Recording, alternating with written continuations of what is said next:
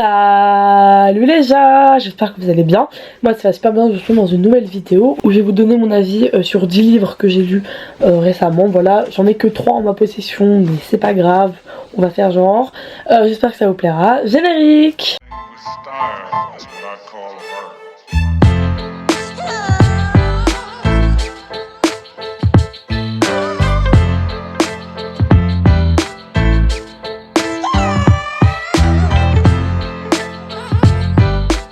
Alors, je vais vous les faire dans l'ordre de lecture.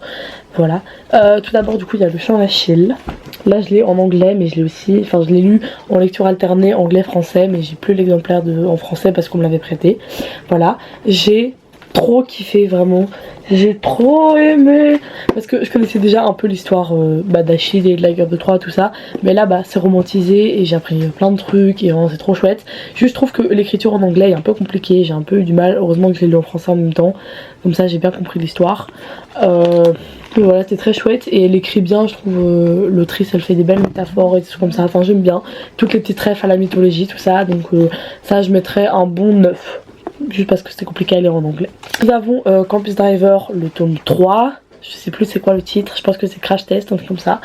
C'est pas mon préféré, je dirais que dans mon top 3, c'est peut-être le deuxième. Mais vraiment, incroyable, j'aime trop. Vraiment, ces livres sont si drôles, genre je me tape des barres à chaque fois devant. Enfin, pas devant, mais vous avez compris, en les lisant, genre. J'aime trop. Ça est vraiment pas mal. Les deux premiers j'avais beaucoup aimé aussi. Voilà, et j'aime trop le jeu de mots entre les deux personnes du couple. Enfin, ça me tue de rire. Je sais pas, j'ai beaucoup aimé un petit peu la vibe adrénaline et tout qu'il y avait dedans. Du coup, voilà, j'aime beaucoup. Du coup, je mettrais un bon 8. Un bon 8 parce que c'était une romance assez classique. Enfin, genre rien de ouf. Mais vraiment, je me suis tapé de ses barres. Et puis j'ai passé un bon moment. J'ai lu assez rapidement. Donc, pas mal. Ensuite, j'ai lu La Tresse de Laetitia Colombani, je pense. Et pour une fois que je retiens le nom d'une auteure, les gars. Un moment aggravé dans les annales, MDR. J'ai beaucoup aimé aussi La Tresse. Moi j'aime bien les histoires de destin liés comme ça, où t'as 3 histoires qui au final se rejoignent. Enfin, j'adore les livres comme ça et les films comme ça. Du coup j'ai beaucoup aimé. Voilà, j'ai dû le lire pour mon club de lecture. Je l'ai lu en un week-end. Bon après il est pas très long, je pense qu'il fait 150 pages, 200 pages, un truc comme ça. Donc globalement pas très compliqué à lire. Ça je mettrais un bon 7. Ouais. Il y a Le Roi Maléfique qui est le tome 2 du Prince Cruel. Alors ça vraiment j'ai trop kiffé. J'ai trop kiffé encore plus que le 2 parce que je sais pas, j'ai beaucoup plus aimé. J'ai l'impression qu'elle est beaucoup plus mature, qu'elle a grandi dans ses trucs. Enfin qu'elle a grandi et j'aime trop. C'était incroyable. Vraiment Le Roi Maléfique, une dinguerie, j'ai trop aimé. Je trouve que leur relation à Cardan et elle est beaucoup plus développée.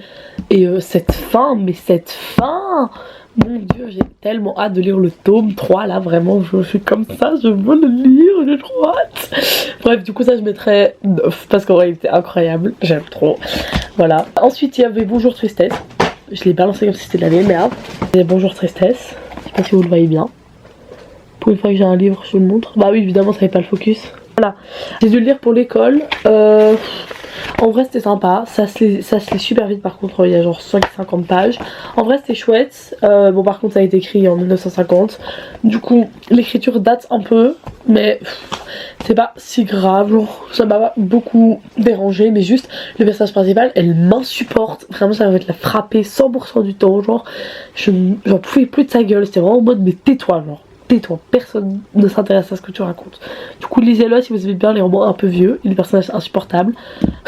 Je mettrais un petit 6 parce que j'ai quand même bien aimé et je l'ai vite. Mais bon, le personnage principal, mais les claques que je voulais lui mettre, mon dieu.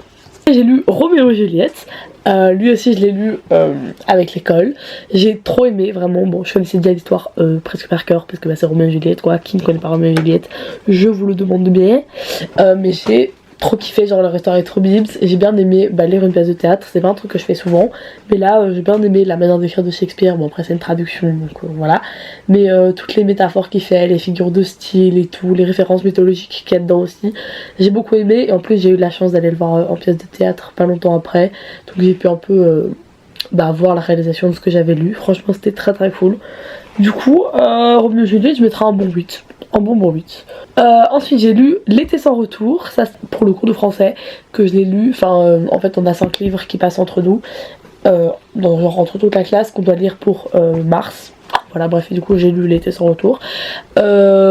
pas un roman très connu parce qu'il est sorti en 2020 et c'est un auteur belge. Je vais vous faire un bref topo si vous voulez. Je fais aucun résumé d'ailleurs. Enfin, bref, en gros, l'histoire de l'excès sans retour, c'est dans un village en Italie, il y a une jeune fille qui disparaît. Voilà, c'est le topo de base assez basique, mais franchement j'ai beaucoup aimé. Juste j'ai eu du mal à rentrer dedans. Je trouve que l'exposition des personnages et tout au début était compliqué à comprendre. Genre j'étais vraiment en mode je comprends rien, qui est le frère de qui est le papa de qui, machin. Après au fur et à mesure de l'histoire ça s'est simplifié. Mais je trouve que c'était des phrases un peu à rallonge et beaucoup d'informations, c'était très chargé comme lecture. Donc j'ai mis un peu de temps à le finir. En plus il était pas très long, c'est genre 260 pages, mais j'ai mis du temps, genre je pense que j'ai mis 2 semaines à le lire, mais franchement pas mal. Ensuite j'ai lu La nuit où les étoiles se sont éteintes. Lui vraiment j'ai trop kiffé ma vie, c'était incroyable. J'ai un peu pleuré j'avoue, parce que genre l'histoire m'a un peu émue et tout ça. Mais franchement il était trop chouette, genre leur histoire entre les deux je la sentais depuis le début. Je ne spoil rien mais je sentais une petite histoire depuis le début et franchement le livre était très cool. Il m'a fait réfléchir à plusieurs choses et ce que j'ai beaucoup aimé aussi dans le livre c'est qu'elle mette les trigger warnings. Genre il y a plein de livres que je lis comme ça où il y a des trucs assez durs à lire et il n'y a aucun trigger warning, genre rien du tout. Et là il y avait, genre en plus j'ai bien aimé le système qu'elles ont mis en place pour les mettre en avant les trigger warnings sans que ce soit écrit en gros et que ça gâche la beauté du livre entre gros guillemets. Donc franchement j'ai beaucoup aimé. Neil Gaiman c'est vraiment en train de devenir une de mes autrices préférées. Et d'ailleurs d'elle j'ai aussi lu Ashes Falling for the Sky le 2. Je l'ai pas mis dans la vidéo parce que je mets que 10 lectures mais on va l'inclure discrètement. Lui aussi j'ai trop aimé. Un peu moins que le premier parce que je trouvais ça un peu redondant. Légèrement redondant mais franchement très très chouette. Et cette fin, je vous ai dit je pleure pas souvent dans les livres. Tous les livres de Neil Gaiman je pleure. Arrête madame, pourquoi vous faites ça?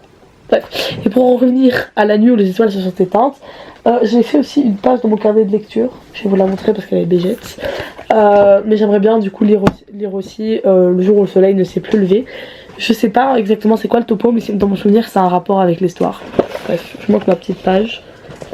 J'ai aussi lu Hadès et Perséphone, mais comme il fait partie de mon challenge lecture qui arrive la semaine prochaine, je vous en parlerai à ce moment-là de mon avis sur le livre. Donc je l'inclus pas dans cette vidéo aussi. Et pour finir, j'ai lu Cyrano de Bergerac de Edmond Rostand.